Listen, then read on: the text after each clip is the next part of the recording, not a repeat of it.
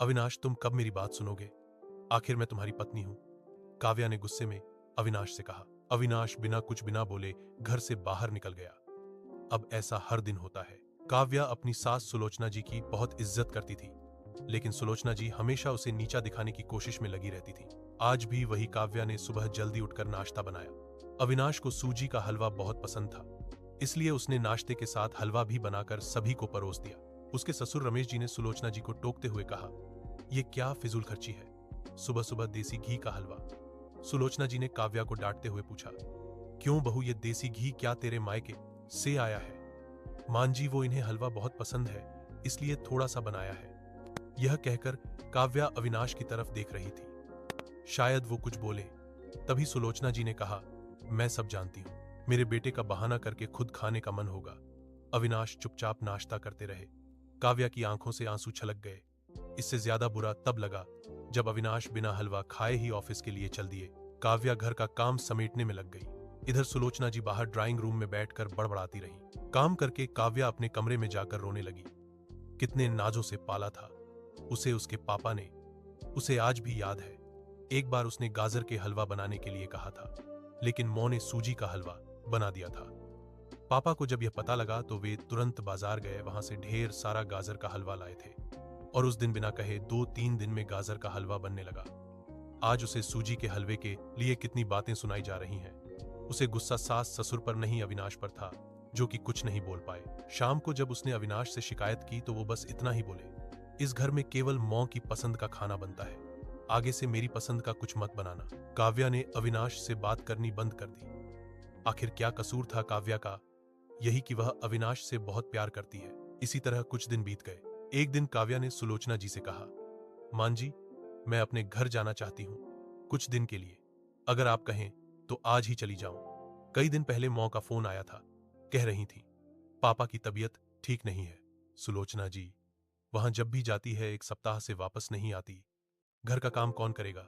तेरे ससुर और मेरा बेटा शाम को थक हार कर घर आएंगे, यहां उन्हें खाना भी नसीब नहीं होगा। मुझे तो चक्कर आ रहे हैं, मैं खाना नहीं बना सकती। जाना है तो 1 दिन के लिए चली जा। काव्या मन मारकर 1 दिन के लिए पीहर पहुंच जाती है। वहां पहुंचकर उसे और भी आश्चर्य होता है। भाभी, मम्मी पापा कहां गए? काव्या ने घबराकर पूछा। उन दोनों का घर में मन कहां लगता है, तीर्थ पर गए हैं, न जाने कब आएंगे। वैसे तुम कितने दिनों के लिए आई हो?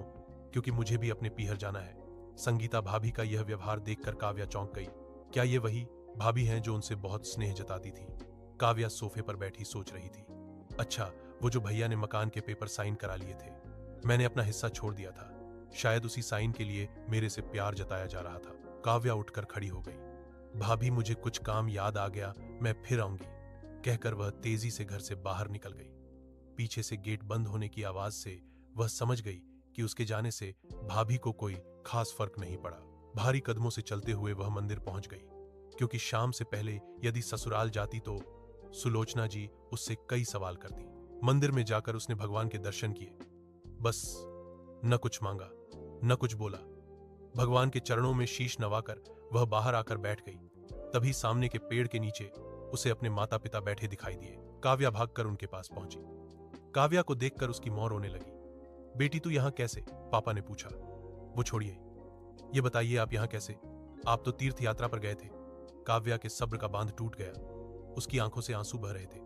बेटी, तेरी भाभी ने तुझसे झूठ बोला है।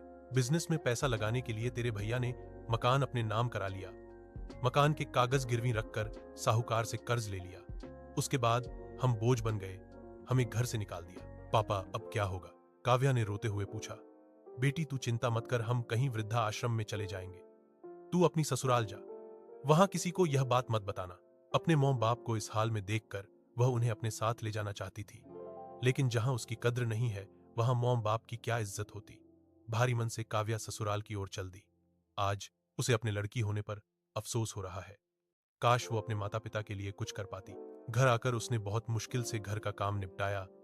उसके बाद अपने कमरे में जाकर गुमसुम बैठ गई। उसकी आंखों से आंसू बह रहे थे। अविनाश अपने ऑफिस के काम में लगे हुए थे। जब वे सोने आए तो काव्या से पूछ बैठे, क्या बात है? आज फिर मौ की कोई बात बुरी लग गई जो आंसू बह रही हों? काव्या अपने को रोक नहीं पाई और उसने रो रोकर सारी बात अविनाश को बता दी। क्या मौ पिताजी को यहाँ ले आए? वे इस उम्र में कहाँ जाएंगे? अविनाश ने कोई जवाब नहीं दिया और करवट लेकर सो गए। इस बात से काव्या को बहुत गुस्सा आया। आज से मैं भी इनके मॉम बाप की सेवा नहीं करूंगी, देखती हूं कौन इनकी सेवा करेगा। रोते रोते काव्या सो गई। 2-3 दिन बीत जाने पर उसकी चिंता बढ़ती जा रही थी। एक दिन वह सब्जी लेने के बहाने उसी मंदिर में पहुंची, लेकिन उसके माता पिता वहां नहीं थे। पंडित जी यहाँ, मेरे माता पिता उस पेड़ के नीचे बैठे थे। कई दिन से उनका कुछ पता है? तुम्हारा नाम काव्या है क्या? पंडित जी के मुंह से अपना सुनकर काव्या ने पूछा। जी हां, लेकिन आपको कैसे पता? तुम्हारे माता पिता ने यह पता दिया था और कहा था वे अब यहां रहते हैं। काव्या ने पता देखा, वह यहां से कुछ दूर का था।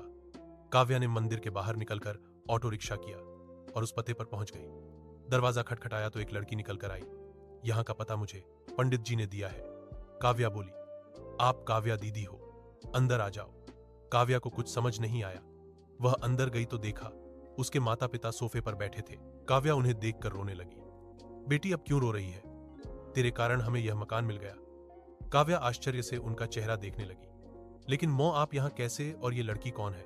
तब उसकी मौ ने कहा, बेटी तुझे याद है तेरी शादी के बाद तेरी सास ने 40 लाख की डिमांड की थी। दामाद जी को बिजनेस खोलना था, इसलिए तेरे पिता ने उनकी डिमांड पूरी कर दी थी, जिससे कि तू सुखी रहे। जब तू हमसे मिलकर गई उसके अगले दिन दामाद जी आए। उन्होंने तेरे पापा के पैसे लौटा दिए, क्योंकि उन्होंने कोई बिजनेस शुरू नहीं किया था। तेरे पापा ने मना भी किया, लेकिन वे नहीं माने। उसके बाद उन्होंने प्रॉपर्टी डीलर से मिलकर 2 दिन में यह मकान खरीद दिया। 7-5 लाख रुपए बच गए। इससे उन्होंने ये लड़की नौकरी पर रखवा दी, जो हमारी केयर करेगी। लेकिन मौ, उन्होंने मुझे तो कुछ नहीं बताया। काव्या की आंखों से आंसू बह रहे थे। वह रोते हुए वहां से अपने घर आ गई। घर आकर वह सोच रही थी, अविनाश ने कभी उसके लिए आवाज नहीं उठाई, लेकिन मेरे माता पिता के लिए इतना करने कर दिया जो कि कोई सगा बेटा भी नहीं कर सकता।